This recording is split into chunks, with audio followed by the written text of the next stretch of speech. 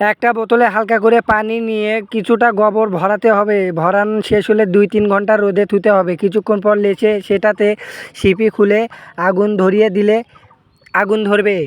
ভালো লাগলে সবাই সাবস্ক্রাইব করবেন।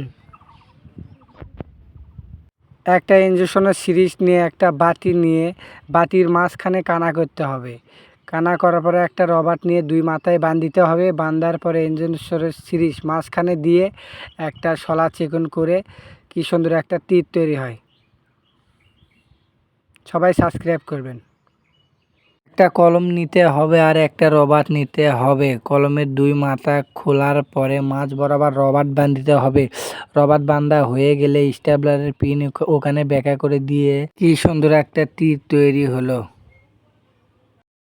ভালো লাগলে সবাই সাবস্ক্রাইব করবেন, লাইক কমেন্ট শেয়ার করবেন, পাশেই থাকবেন। ধন্যবাদ আমাদের ভিডিও দেখার জন্য।